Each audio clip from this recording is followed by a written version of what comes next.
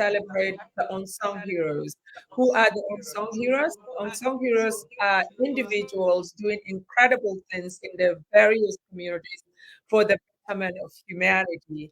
We call them the unsung heroes because probably you may not hear of them because the media is not on them, but they are out there doing amazing things, and we like to bring them so that we can listen to how they got to what they're doing, changing lives, and inspire them, and hopefully their story will inspire you and motivate you to start doing something amazing at your own scale as well.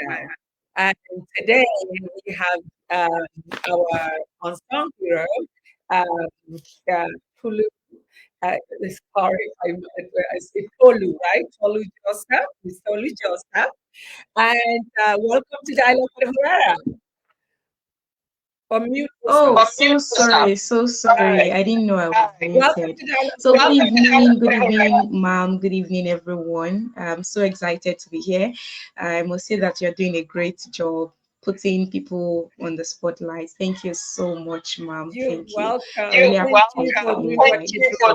you're doing. Thank you. All right, all right. Thank you so much, ma'am. You're welcome. So like I already said, my name is Tolu Joseph, and yeah, by profession, I am a teacher. I'm a teacher, I'm a trained and licensed teacher. However, I don't want to say fate, but God has actually given me a story which I have been using, I have leveraged so far to actually impact the world, to transform the world, to solve a problem. And that's the bedwetting story. Actually, bedwetting is something that is very common in our community. It happens to both children and even some adults. In fact, let me not say some, there are many adults who are facing this challenge, but because of the embarrassing nature of the condition, people don't get to talk about it. People don't want to discuss it. People don't want to get laughed at, and so they keep.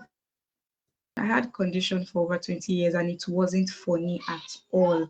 I mean, I had to bear many of the consequences of of the condition, because of course it's a condition that takes toll on someone's mental health.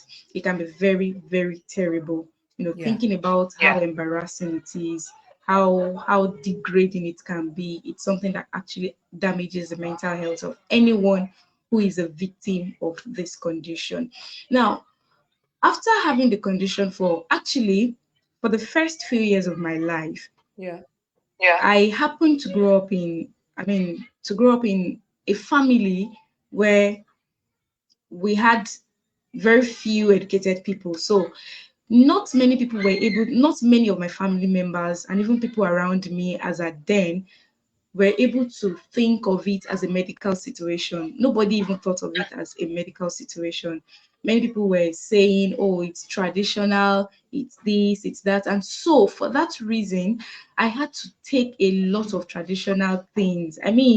And I happen to be someone who do not like those things. But because of the condition, I was being pushed.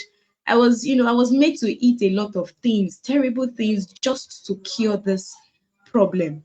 Yeah. And saying no to such things will go off as, oh, maybe you don't want your healing, you're not serious about your life and all those And you're things. So disrespecting the yes, elders.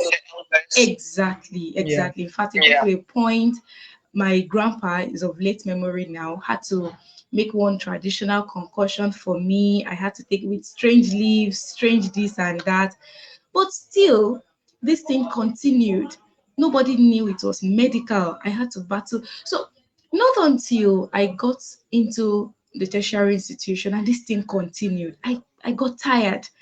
Oh. Now, I would like to say that it's possible that my course of study actually influenced my curiosity, because at a point I just got so curious that what exactly is this thing? What is Yeah. wrong with me? I Yeah. have done everything possible and still this thing keeps coming. So I swung into action and I started to make inquiries. I started to research. And that was when I got to know that, oh, this thing is actually a medical condition. It has a name. That is enuresis.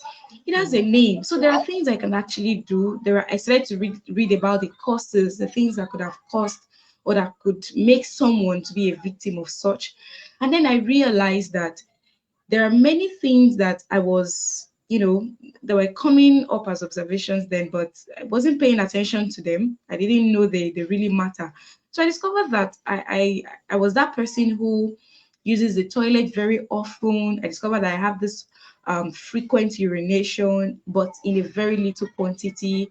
And those things now help me understand that I have a bladder that behaves small. Now, there's Okay. something we call a small bladder. Now, when we say small bladder does not mean that in size or structurally the bladder is small. We are Mhm. only saying that the bladder behaves small in the sense that the muzzle, we actually have the muzzle of the bladder, the muzzle that lines the wall of the bladder, which Yeah. helps to, it tells you when to urinate, and Mhm. it actually creates that urge. Okay, so I was saying that maybe my course of study, because I studied biology, and so maybe that was what, increased my curiosity to actually research on that. So it was when I started familiarizing myself with those things, I started taking cautions, and I started putting into practice some of those things that I read. Mhm. And that was when I began to record success in my healing journey. So long story short, I eventually overcame the condition. Mhm. And then after a few years, I love to attach. Actually, God is not an attachment to anybody's story, but of course, there is a God factor in everyone's life. Of So course. after a few years of getting free from the condition, I started having this urge that there are more people out there who have this condition, who cannot speak up, who Yeah. cannot, and it is until we speak up that is when we can. I understood that it is until anybody speaks up that the person can get a solution to any problem at all. So it was hard before I finally had to take that decision, because I was like, oh, how can I come out and tell everybody that I actually bedwetted for over 20 years and all that? I was going to and fro. But eventually, I had to take that decision. I had to come out. So I started by writing a book. I write a book, and in the book, I shared my story. Mhm. Actually, you will see it at the front of the book, boldly written, over 20 years bedwetting experience. Because at a point, I discovered that my story is going to be the connecting tool with the people who have this condition. I have an understanding that when people know that there is someone who has gone through what they are currently going through, Very or who has had to battle with it and they were able to overcome, it kind of boosts their hope, it yeah. boosts their faith that, oh, that means I still have hope. I can still hope that I will be fine. And again, it calms their nerves and relieves them of any form of anxiety that they might have, any form of insecurity. So I deliberately shared my story. I put it out there for everybody to read and connect with. Okay, so after sharing my story in that book, I also ensured that I shared tips on how to overcome the condition. Now, the Okay. truth is, I took my research so deep and discovered that yes, there are drugs that are used to control enuresis as a medical condition. However, based on reports, based on reviews, feedback from patients, people who have had to use the drugs, even urinologists, both in Nigeria and abroad, I discovered that the drugs are actually they do not actually give a long lasting result. So Okay. usually you see people use them and then come back maybe after 3 months, after 4 months, and tell you that, oh, they actually stopped for a while, but all of a sudden it started again. That is one. Secondly, because some of these drugs where they are made from heavy substances, they actually have consequences, they have great side effects, which can be very, very deep. They can even, in fact, and I don't want a situation where someone is trying to deal with enuresis and at the end of the day they are building up other medical conditions for themselves. Okay, so after writing my book, actually in my book I wrote there that I didn't stop enuresis with drugs. I didn't use drugs to actually cure it. It was actually it stopped based on conscious steps, conscious measures that I took. And those measures are hinged on two major things: modification of diet and modification of lifestyle. Those are the two major things that have proven to be very, very effective in battling with enuresis. And Yeah. so I usually, after the book that I wrote, I also have a foundation. I pioneered a foundation called the Enuresis Support Foundation. It's a Mhm. foundation, it's an NGO actually, which helps people to we grant, I mean, we offer help, we offer emotional support, advice, counsel, to ensure that we walk, I mean, I hold them by the hand and walk them through the healing journey. So that is basically what I do with my foundation. So for I started, my book was released in 2020, Mhm. November 2020, and sometimes in February 2021, BBC stumbled on my story, and they were like, "Oh, it's the first time they are hearing anybody talking about enuresis this way, or sharing I mean, using their own self as the point of contact." And so they said they were interested. They interviewed me, and then it was then I'm sharing this because of the aftermath, what I eventually saw. So when Yeah. they shared the interview, across different television stations, and the story went viral on social media as well, Yeah. it was then I discovered that there are thousands of people, not just children now, not just teenagers, but adults, married Wow. people, both men and women who have this condition, and they are dying in silence. So it's a big deal in our society. It's a very big deal in our society. And that's why I am lending my voice, amplifying this thing, creating awareness about the condition, going to the streets, going to schools, going to religious places, and enlightening people on this condition. That, see, it is ignorance that is killing us. Yeah. Today, many of us deal with enuresis with, I mean, we make use of traditional means, are things that are mythical. They are not real. They are just based on traditional And we beliefs, better and not these things argue are about not that. helping. What do you say, ma? And we better not argue about that, at home. I mean, you better not argue with the people giving it to you. You will get some spankings and that. Exactly. And another thing is that we have parents who are beating their children heavily. Actually, I was beaten so well. I was beaten. If that, in fact, I got the beating of my life for bedwetting. But the Mhm. truth, one of the things I tell parents now, being an advocate of this thing, I tell parents that no, your child is not deliberately bedwetting. Yeah. Nobody is happy bedwetting. That's the truth. No. Nobody is happy. You No. see, after BBC shared my story, a man contacted me. The man was 38 as at the time he chatted me up, 38, and he said, "Thank you so much for talking about this thing. That this is something I've had to battle with all my life." The man said, as at 38, that at a point he was using rope to tie his manhood anytime he had to go to bed, Oh my just so maybe this thing won't happen. But still, it will happen. God. A woman contacted me from, I think, from the UK. I can't really recall. People called me from different countries, thanking me and saying, "Thank you for talking about this. Yeah. Thank you for talking about." This woman had three children. She has three children as at the time she contacted me, and she said, "Please, what can I do?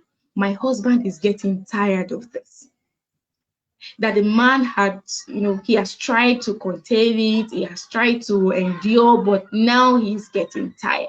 Yeah. And so there is so much ignorance around this situation, around this condition. And so we're Mhm. just out to enlighten people, to tell people how they can manage and, handle this So condition. There are when I actually things that can be done. work at the foundation about this, because it's a very chronic issue among our communities. Maybe here, even if it is, people, like you said, are open, discuss it. But at home, you're not even given a chance. You're looked at as someone, it's your fault. you doing this, you are an open, and if you're an adult, especially a woman, they will say somebody did you on you. So your husband will stay with you. So all kinds of things. So what I really want you to walk our audience is what causes it and what are the remedies to take care of it. Because this is very important for people to know. All right. Thank you so much, ma'am. Can you hear me clearly? I can hear you I can clearly. hear you clearly. All right. All right. So, one of the major things that cause enuresis is hyperactive muscle of the bladder. I do tell people that, there are some parents who will starve their children. They will not give them food. They will not give them any moment from, in fact, throughout the day, they will tell them, don't take water, don't this, don't that. Yeah. For their food, they restrict the kind. Yes, I understand that there is a need for all those restrictions, but that is not the major reason why children or why anybody bedwet. The truth Okay. is there are underlying conditions, there are underlying complications in the bladder that would have caused that. So one of those things is hyperactive muscle of the bladder. Now, like I said before, we have this muscle that lines the wall of the bladder, and this helps to determine when urine comes out and when it Okay. does not. So when the muscle is hyperactive, it's at any little volume of urine, this muscle just want to push it out Okay. without any, I don't know if you get it, ma'am. Yeah. They are very hyperactive in such a way that the moment there is a little volume of urine, it just wants to push the urine out. So you will see that, and one of the ways yes, it can be medically established that, oh, this person has a small bladder or a bladder that behaves small because of the hyperactive muscle. But Mhm. when you as a person, you're beginning to notice that you have urgency in the sense that before you even get into the toilet, you've already spilled some urine in your panties, then you know that something is wrong somewhere. If that keeps happening, not just one off, if it keeps happening over and over again, then something is wrong somewhere. Okay. Or you urinate at a very little quantity per time, very little quantity per time. You go into the toilet now, it's just very little that comes out, and that's all. In the next 30 minutes or 1 hour, you're there again. All Okay. those things are signs that something is wrong with the bladder. But these are things that we don't pay attention to. So when somebody has such complication of the bladder, it means that person already has the tendency of enuresis. If it is not treated, it will definitely get worse. And I'm Okay. going to get there because one of the things that cause enuresis again is urinary tract infection. In fact, this one is a big deal. There are many people who have, and urinary tract infection, for the sake of our audience, is actually different from what we call toilet infection or vaginal infection. Urinary Okay. tract infection can actually, a man can have it, a woman can have it, anybody can have it. And this one Okay. has to do with the urinary system. It can affect the kidney, it can affect the ureter, it can affect the bladder itself or the urethra. It can affect any organ of that system. And as long as that is there, it can alter the function of the bladder. Okay. So when the tendency of enuresis is there already, like having the hyperactive muscle or the one we call weak pelvic muscle. When there is weak pelvic muscle, the pelvic muscle is actually like the entrance of the bladder, that place where the urine comes out from exactly. That's the pelvic floor. So when it is weak, when the muscle there is weak, because normally when that muscle is strong enough, it is meant to close up when you're not ready to urinate. So when it is weak, it means that there is no control to when urine comes out and when it just comes out. It Yeah. leaks, and that's for people who have leaking bladder. So they might not even know it, and then the urine is coming out of them. Okay, so such people already have tendencies of enuresis. Now, I'm not going to mention some of the other things that contribute when the person already has a tendency, the other things that now contribute to it. Now, anybody who has enuresis, who has this condition, must know that carbonated and caffeinated drinks are not for them. It is Okay. a no No, because carbon or dissolved carbon and caffeine, they affect the muscle of the bladder. They can Oh, irritate they can irritate the muscle of the bladder and make it become inflamed. And when that inflammation happens, it makes the muscle to be hyperactive.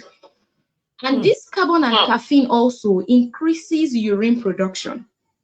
And so imagine someone who already has the tendency of enuresis, who already has weak pelvic floor or hyperactive muscle of the bladder, and then the person is producing a lot of urine more than normal, Okay. because the person is taking a lot of caffeinated drinks and carbonated drinks, then there will be a problem. So if you're trying to get yourself on the bedwetting healing journey, you need to do away with carbonated and caffeinated drinks. It does not help at all. At all. Another thing that causes enuresis is this hormone called ADH. Uh-huh. ADH. Um, it's called antidiuretic hormone. That's why we call it Okay. ADH, antidiuretic hormone. Antidiuretic hormone is actually meant to this is a hormone that controls, it actually does other things, but it controls the amount of urine produced as well. Normally during the day, Mm-hmm. antidiuretic hormone is supposed to be low so that urine production can be high, because it's during the day, and so the body kind of understand that you're free to use the toilet at any time during the day. So antidiuretic hormone level goes down so that urine production can be high during the day. But at night, the normal expectation is that antidiuretic hormone at night should be high so that urine production level can be low. But you'll find out that in people who have this condition, Mm-hmm. their own antidiuretic hormone is fluctuating. So at night, instead of it being low, they have a high secretion of antidiuretic hormone. So in the middle of the night, you realize that there are people that in the middle of the night, before daybreak, they can actually use the toilet 6 times, 7 times at every short interval. So for such person, if they have weak pelvic, a weak pelvic floor or hyperactive muscle of the bladder, it can actually be a problem. They might, in the middle of the night when their body is producing a lot of urine, it can be very hard for the bladder to keep up. So another thing that anyone who has this condition can also do is to treat a urinary tract infection. I already mentioned that. So if you have it, like I said, it's a big deal. If you have urinary tract infection, it causes enuresis. So just get that out of the way first. Get it out of the way. Go establish it medically to know whether you have it or not. If you're bedwetting, you should go ahead and run the urinary tract infection test and know if you have it. So if you have it, get it treated. Get it treated immediately, because untreated urinary tract infection can even lead to more complicated bladder problem, and not just bladder problem, kidney problem. It can lead to kidney problem, can lead to more dangerous issues. So please get the UTI treated, and then you'll have a healthy and better bladder. You want to say something, ma'am, before I move on? If anybody has a weak pelvic floor muscle, one of the things that work very well to help fix that is what we call Kegel exercise. Kegel exercise is a great way. In fact, some of us do this Kegel exercise without knowing it. I mean, when you say Kegel exercise, people think, oh, as far as that exercise, that word is there, is about running around or something. No, as I'm seated now, I can be doing Kegel exercise. And this is it. That thing we do when you're trying to, this is how best I usually explain Kegel exercise. Mm-hmm. When you're urinating, maybe you're in the toilet or you're somewhere, you're urinating, and then someone sighted a snake and the person shouts, snake, snake, snake, snake, and you're still urinating at that moment. That thing you do to quickly seize the urine, that sucking in of your private part. I'm sure it happens to men too. There's a way they do it. That thing you do to suck in your private part in order to stop that urine at that moment is what we call Kegel exercise. When you suck it in, you can do that as many times as possible in a day. You're doing it consciously, you're deliberate about it, you're doing it over and over again, just to ensure that if the muscle is weak. It's, you get to hold it together again. Okay. And if you go to Google, you will see some other exercises that can help, that can also help to. There are also physical body movement that you can do that can help to build that part of the body as well. But the easiest way of doing it is you can be walking, you can be at work, you can be in the office, you can be at home, and you're just you're practicing it as if you're seizing your urine. You're seizing your urine. So that helps to strengthen the pelvic floor muscle. That's one of the most valid way of doing that. Okay. Okay. Another thing I'd like to talk about is water therapy. This is one secret many people don't know. Mm. And the truth is, for parents who have bedwetting children, or generally, people believe that if you drink water a lot, or if you are bedwetting, you should not be taking water. In fact, Yeah. if they see you taking water, they will remind you that, hope you know that you're bedwetting. Hope you know that any small thing, they try to chastise you, they try to scold you just because you're drinking water. You're not free to drink water, it's a problem. But the truth is, anybody who bedwets actually need to take a lot of water. Oh, really? The only thing, yes, the only thing is that there is a strategy to that water consumption. Okay. So this is what I say. From 6 a.m. in the morning, okay, let me quickly talk about why they need water. Okay. I talked about the inflammation, the inflammation of the bladder muscle, the muscle Mm. that lines the bladder, and also the fact that there are some substances in the food that we eat and in the drinks that we take that can actually affect the muscle of the bladder, or maybe some bacteria just there in our bladder. When you take water, water is meant to detoxify the bladder. In fact, number one, detoxifies the whole body first, Mhm. and then detoxify the bladder of those things that can make the muscle of the bladder to be hyperactive. Okay. So from 6 a.m. in the morning, just practice that's what's it called, that habit of taking water from 6 a.m. in the morning.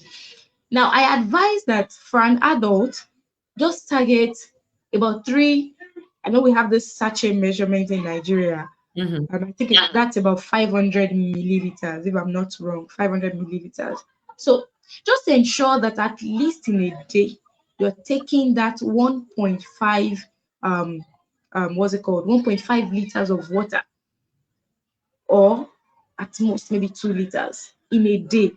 But any moment from 6 p.m., 7 p.m., ensure that you stop the intake of water. And that's going to take me to the time of dinner. See, if you're someone who is bedwetting, or you have a child who is bedwetting, that child or you as an individual, you have no business with a late night or late dinner. You have no business taking your dinner at 8 p.m., 9 p.m., 10 p.m. at all. You need to, it's hard. I know there are many things, there are many factors that may hinder that, but you just have to be conscious of it. You just have to be deliberate about it. So you have to ensure that you take your dinner latest 7 p.m. And you have to make it a culture. You have to make it a culture, because as someone who already has a tendency of bedwetting, when you take your dinner close to your bedtime, number one, your digestion may not, that digestion process will definitely, because already at night when you take your food, that's why they always advise that you don't take heavy food at night, Mm. because digestion process is usually not as fast as it is during the day. Okay. During the day, you walk around, you walk here and there, so digestion process is very fast. But at night, you're not going anywhere again, you're just home, and the next thing is just to hit the bed and I mean the mattress and sleep. So if you take heavy meals, or you take it very close to your bedtime, the moment your food is not digested, let me tell you the link. Undigested food goes straight to the large intestine. The Oh. large intestine, you can also call it the colon. And this colon is very, very close to the bladder. So the problem is when that large intestine gets stuffed with undigested food, it begins to place pressure on the bladder, which it is very close to. So it begins to place pressure on the bladder and makes the bladder to lose control. So if there is urine in that bladder at that moment, by the time the large intestine is placing pressure on it, it looks like there is no control. Urine is just coming out at its will, Mhm. not with your consent. And so I always advise that you take your dinner very, very early. You make it a habit. It's not like, oh, I can't do it, I don't think this will work. If you are really serious about the healing journey, you will take it seriously. So, and this will also take me to the issue of smoking, partying, drinking. And when I say drinking now, heavy drinks, all those alcoholic drinks, Mhm. wine, those things are not good for anyone who is bedwetting. I remember counseling someone who was in the UK at the point, and by the time I counseled her, after counseling her, she was like that she drinks a lot, oh, she takes a lot of alcohol, that she even smokes. It's a lady. And so when I told her a lot of things, she said she didn't know that all of these things were factors to the bedwetting condition. And so she said she was going to try it, that she was going to try as much as possible to cut herself from those things. In fact, Mhm. she even told me that she was going to ensure, because she said she has a lot of friends, and so if she keeps on with those friends, that she would definitely go to parties, she would definitely drink and all of Oh, that. she's She not said gonna she have was much going time to, anymore. so she said she was going to take it a step further and disconnect herself from those friends. I said it's Yeah. fine. Anything that works for you, just go ahead. And she Right. did. I can tell you, ma'am, she came back after some months and said it actually worked. Wow. Because she actually, because she said if she keeps on with those friends, that she would definitely be forced or tempted to go out. And once she goes out, she said she will smoke and she will drink. And so since I told her that smoking and alcohol or taking alcohol will not help her, it affects the bladder, she decided to disconnect herself from those things. And it actually worked. So please, if you have Okay. the bedwetting condition, especially as an adult, you should stay away from alcohol or alcoholic drinks, wine, and smoking. It will not help. It will not help. Another thing is indigestion. I have Okay. already somehow explained that when I was talking about um The taking late last part. night food. Yes. So, and on that, I'm going to say that you should ensure that you're not taking food. Some of us combine foods that by the time they are together, it will be very hard for those foods to be digested in our body. So Okay. watch the kind of food you combine at a time. Watch the kind of food you combine at a time, because once you take a kind of food that it will be hard, especially towards the night, if it is not digested, it will affect your large intestine, and by extension it will affect the bladder. So watch out for indigestion, prevent it at all costs, ensure it is not happening. Ensure it is not happening at all.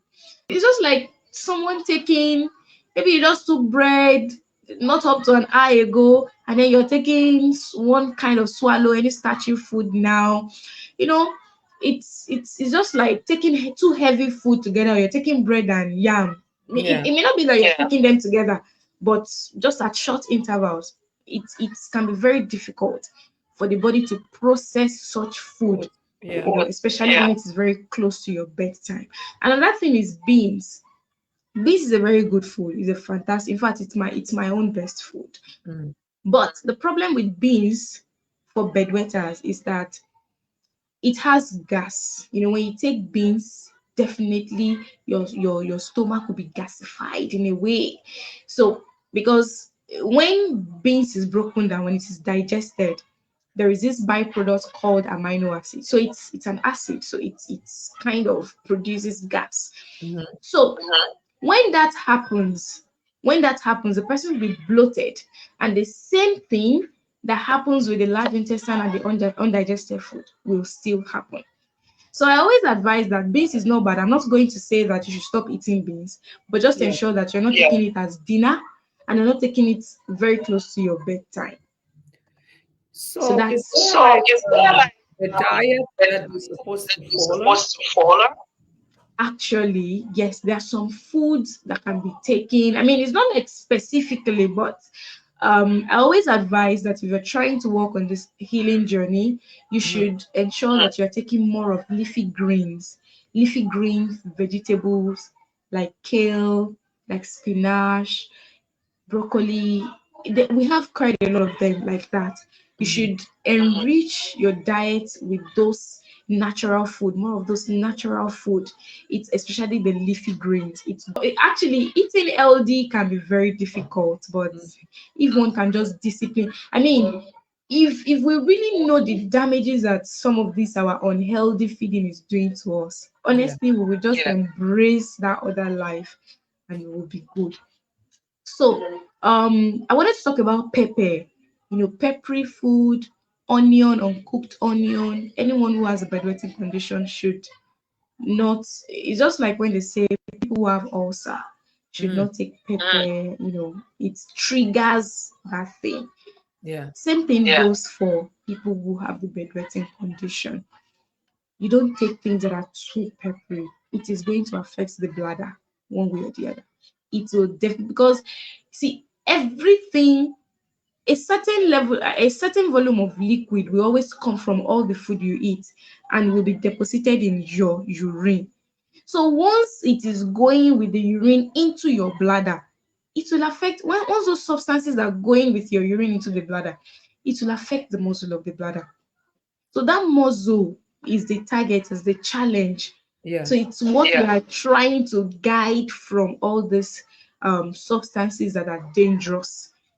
Okay, so let me rush through my. I don't know if there is any. Because I was going to talk about alarm. Yes, alarm is one thing that has been proven. One thing I get from some of the people who come to me for counsel is this alarm is not working. I've been using it for the past 1 month, 2 months. It's not working.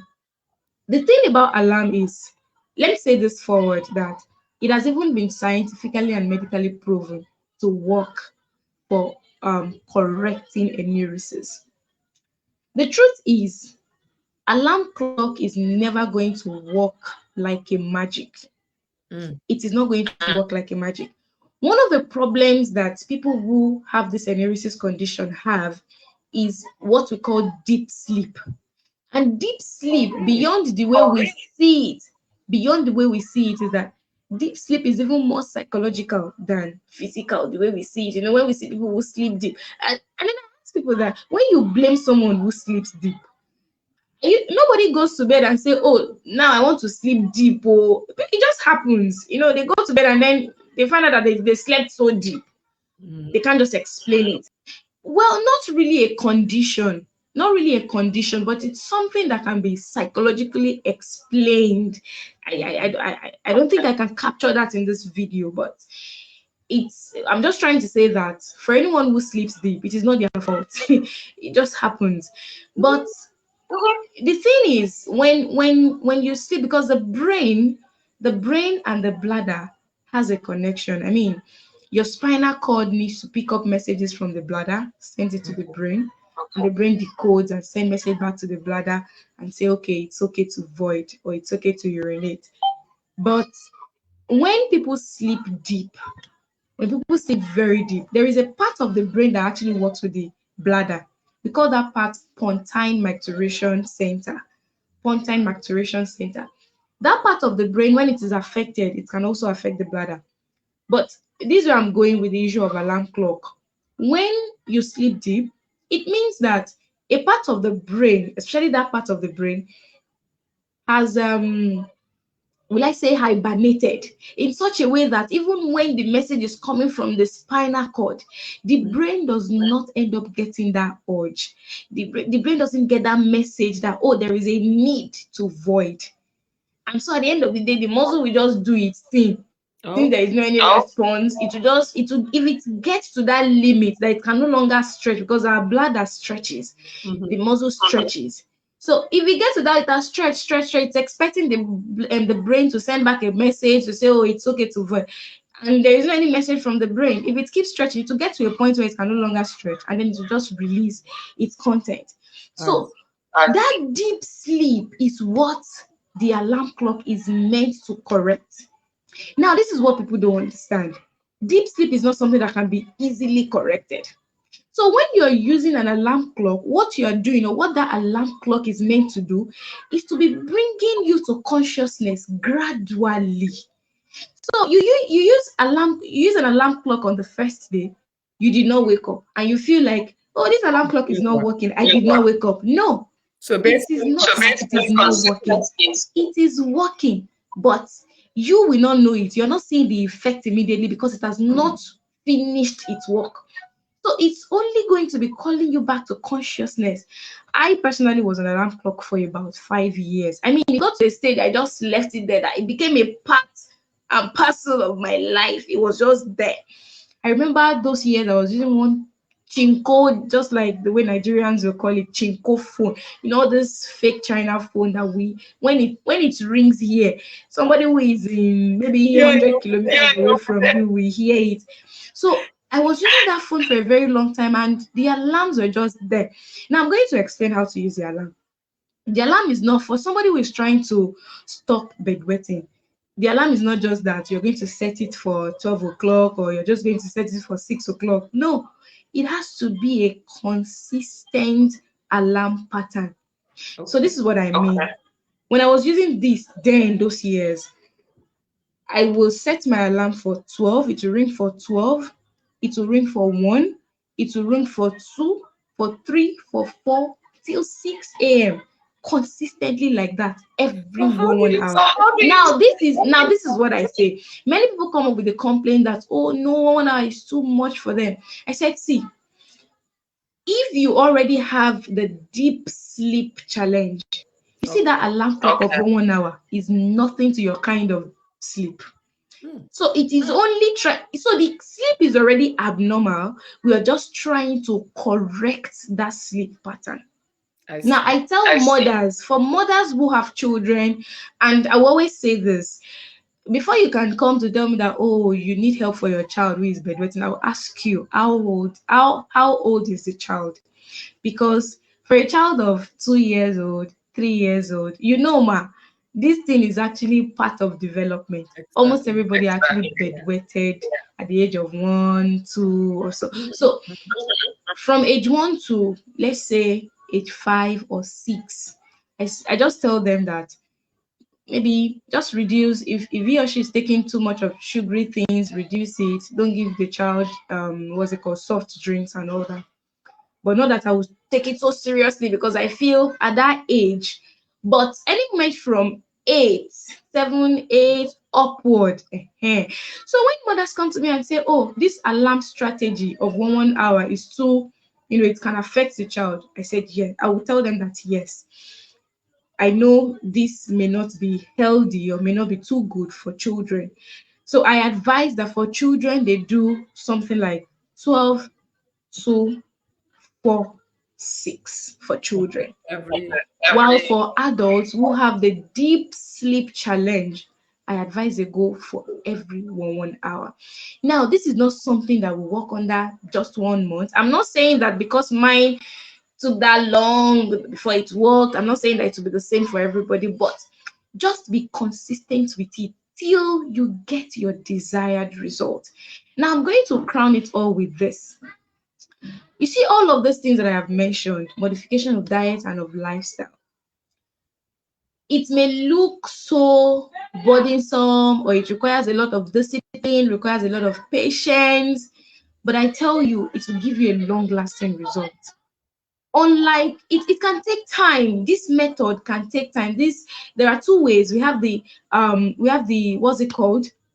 What's this name now? Sorry, I'm trying to recall.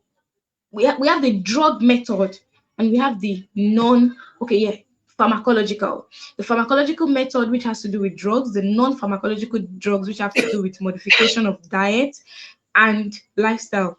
So the pharmacological method, which has to do with drugs, you see, when you take drugs, those drugs basically what they do is that, number one, some of them, sorry ma'am, some of them will some of them will calm, they are meant to calm the muscle. You see that hyperactive yeah. muscle, they are meant to calm it down. That is one. Some are made to reduce the production of urine. So those drugs are actually meant to do different things, from calming the nerves or calming the muscles, inhibiting your sleep. So all of those things, the drugs will do them under few weeks. Yes, it will be very fast, but trust me, it will come back in full with full force in most cases. Wow. In most And cases, also can and come with side effects, usually, you said. yes, it will come with a lot of side effects, which sometimes may be terrible. You try to stick to this non-pharmacological way because it's actually the best way to deal with enuresis. You will not have any side effect. You'll become more healthy. You would have peace of mind. Yes, it will take a long time. It will take a long time. It will not happen immediately. Yours can happen within 6 months. Yours can happen within 2 years or after 1 year. But trust me, it will be a long lasting. I mean, it will be long lasting. The result will be long lasting. Okay, so it is And very, this method, this non-pharmacological method, can mhm, take time. It might take time before you're able to record the desired result that you want, but it will definitely be durable. It will be durable. You won't have anything to think about after 2 months or 3 months. The moment you get your desired result, yeah, that's it. Yeah. It's just that, and you will be healthier. Because think of taking exactly. water from the same, you know, since I battled with this condition up till now, water now became my friend. I take water very well in a healthy way. I mean, I was always afraid of taking water because right from time that was instilled in me. All these things left a lot of mental damages and how will I put it now? Some challenges that actually stem from how that situation was handled in my family. So Mhm. then, anywhere, any corner where they see me carrying a cup of water to drink, Yeah, everybody will just be reminding me, oh, that you better be careful of what you're taking. So I grew up with that consciousness of not taking water. So I was always very careful, even when I eat, not yeah, take water at all. I'll just sip water. So I didn't realize that I've been living in an unhealthy way. So I had to, when I got to realize that I needed to take a lot of water, I started taking water very well. I just ensured that I wasn't taking it very close to my bedtime anymore. So anywhere from 6 p.m., 6:30, I control my intake of water. I don't take it mhm, anymore. Or if at all I feel thirsty, I just take a sip. But I will know that I have taken a lot of it during the day. yeah, And another thing is, when you take a lot of water during the day, you get to use the toilet more. It will detoxify you. Everything that can challenge your bladder in the middle of the night, you would have taken them out during the day. early in So the it helps a lot. It helps a lot. Okay. So there are other things to it, a few other things. Another thing I discovered is, during, this is actually for ladies basically, for ladies who have the bedwetting condition. okay, During ovulation, they might notice that the urge to urinate increased, and that's because of the hormone called progesterone. This progesterone, during ovulation, when your menstruation is coming on its way, progesterone goes up. It goes up during ovulation. So because of the increase in progesterone, there is an increase in urine production as well. okay, Okay. So for somebody who already has a tendency of bedwetting, of enuresis, for that kind of person, the person can notice that the level at which she's bedwetting at that period is actually increasing, or it has actually increased. So in such situation, or during that ovulation, a lady who has the bedwetting condition should ensure that she stays away from anything that can trigger, since you already know that progesterone is there to yeah, increase your urine production. So you just stay away, you take caution, stay away from all of these other things that have been mentioned, so that it doesn't trigger the condition for that period. So it's just a matter of being careful, being patient, and being disciplined and be consistent with all these measures. If somebody can be patient and be consistent with these things, I tell you, the person will be able to overcome the bedwetting condition. So I think that will be all from my end for now. Actually, I usually say that these things, all of these things start from education, trying to educate ourselves on this condition. That's why our work at ENURESIS Support Foundation actually started with going out there, going to different places, especially the rural areas, to enlighten people on the condition. First of all, they need to know. In fact, that's where the we like call it deliverance now. That is where the healing starts from. Mhm. That's where the healing starts from. Letting them know that this is a medical condition and you have to handle it as such. That first of all should remove the stigmatization, should remove the lack.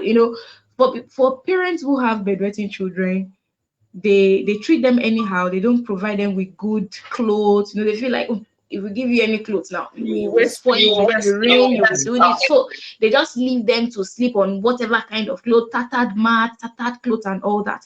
So we start from letting them understand that this is actually medical, and they have to provide support for their children, emotional support first of all for their children, and make them see that.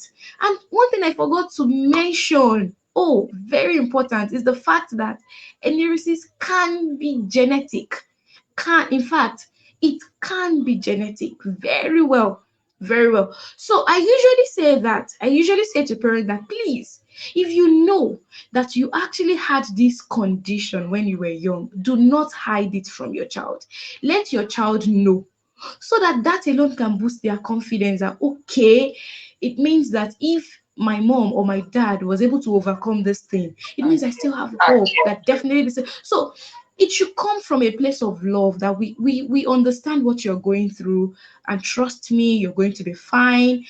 Just offer that emotional support. That goes a long way, a long way. Now, coming to how we can um for some of these things that they don't have access to, or they don't have money to buy and purchase and all that, well, there may be little that we can do, but I am sure that even people in the rural area, some of them even have access to some of this natural foods than us that are in the urban or semi-urban. So I think the major problem they will have if they have bedwetting children, the major problem they will have, because they have those natural food. But the major problem will be, okay, what kind of food should I eat, and at what time of the day? What's the portion of the food? Another thing I know is that people who live in the rural area, there may not be there's no limit to their food. There's no limit to their feeding, because they see this food, so they just eat. They just eat, and they don't get to think about it that, oh, maybe this thing, because of a truth, when you already have the tendency of enuresis, the portion or the quantity of food you eat should also be put in check. It is also important. I'm not saying you should starve your child, but because I do tell parents that, see, if it is food that causes this thing, if it is play, some parents say, oh, he plays too much, she plays too much, and that is why he ends up bedwetting at night. I ask them, do you know that there are children who children who play a lot? There are children who eat a lot. There are children who drink water a lot and they don't bedwet. I don't Yeah. know. There are children like that. So the truth of the matter is actually that it is not those things that are causing them. But if a child already has the tendency, that complication in the bladder, those other things that we mentioned will now trigger. Those other things will only support or aid in making bedwetting to happen. So it's not like they are the factors causing it exactly, but because of the complication in the bladder of that child. So Yeah. for such child, you now begin to control those things to ensure that they don't trigger the bedwetting condition. So for people in the rural area, we just need to educate them to know the kind of food they combine together, to know what time they should eat, what time they should stop eating for the day, what time they should have all of that. So that is more of the things I feel they will need, because they have these natural foods already. They have some of them. They are actually they have access to those things. Yeah. So Yeah. So I I would think think you have the you have few. If the you can recap really what they recap really what they to really do to to do to is important, is so that way important, we so can that way we can finish up if there's no finish up if there's questions. no questions. Unfortunately, I was not Unfortunately, I was able to not log in. able to I log was in. sent the I link, was so sent I the don't link, even so I see don't any even see comment. any I don't comment. see I don't anything see except anything Rufai. except If refining. you're seeing If you're comments seeing or if you're comments or seeing if you're seeing questions questions that Ms. that Tolu we should produce answer, with. please, or you, Ms. Tolu, if you can see that, because I can't see anything. I don't know what happened to. Oh, what happened? She gone? Hello,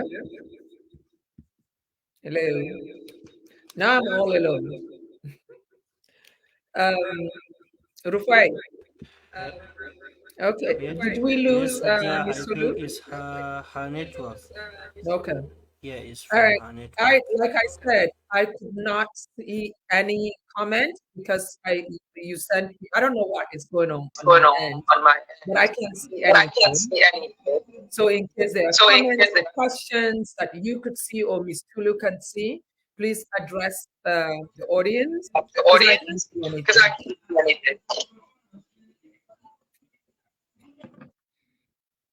Were you Were you any questions? any questions?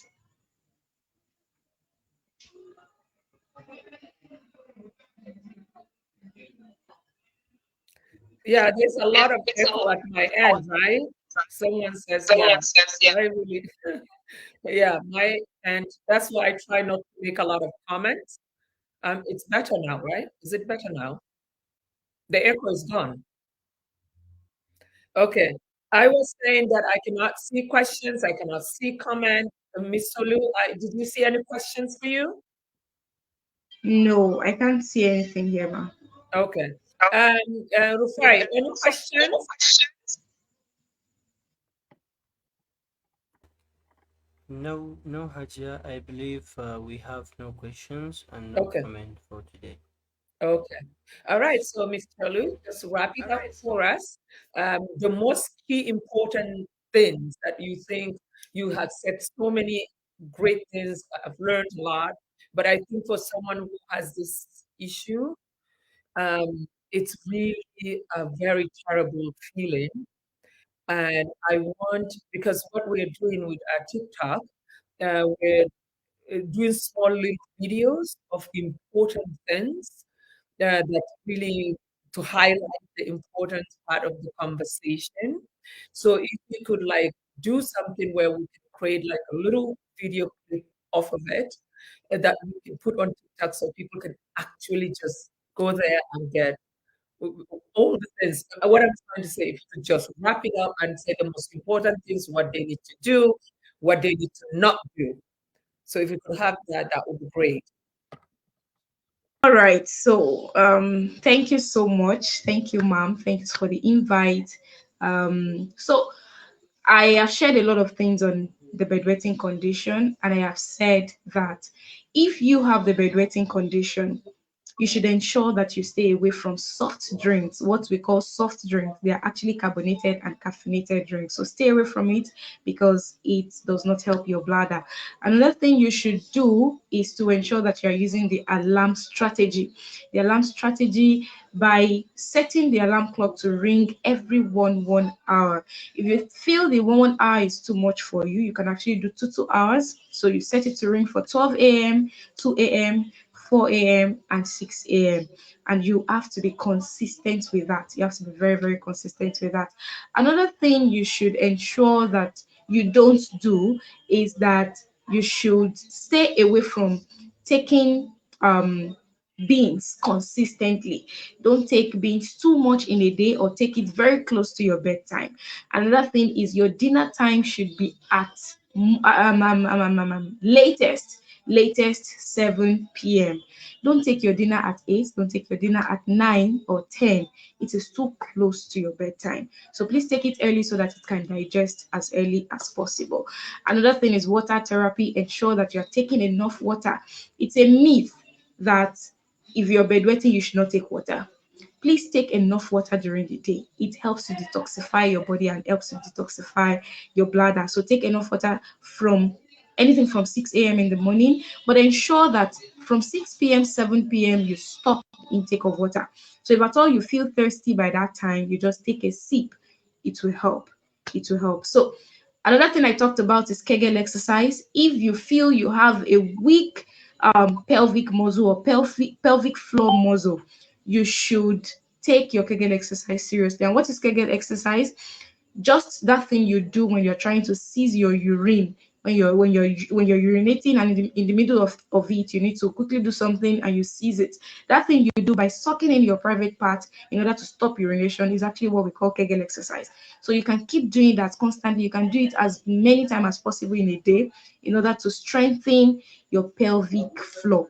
It's also going to help. It's going to help very well. So above all, just ensure that you're patient with the process, you're consistent, you're not getting tired of it.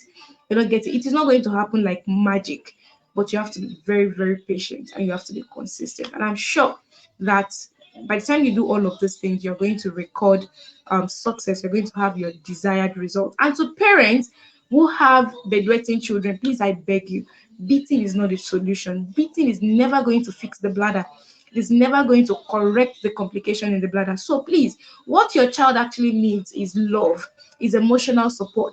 So encourage your child. Let your child know that this is a problem that can be solved and it's a problem that they can actually defeat and overcome. It is not the problem that will overcome them, they are the ones that will definitely overcome it. So encourage them and provide them with basic things that they need.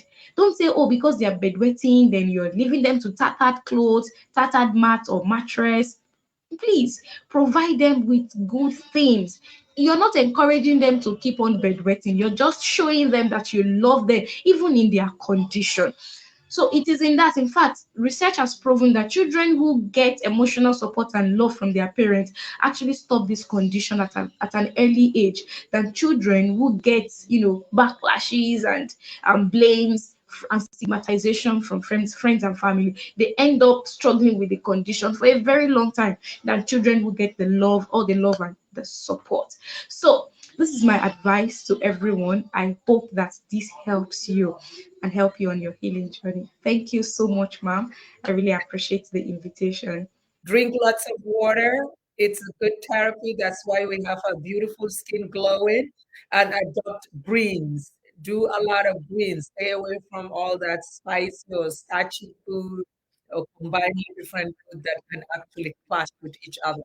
So again, thank you so much, Ms. Tolu, uh, Tolu, for coming, and I'm sure we will have you again because this is a very great topic for many people, not just children, adults, and again, it's important that we do not victimize these people, show them some love and kindness, and understand that it could also be hereditary.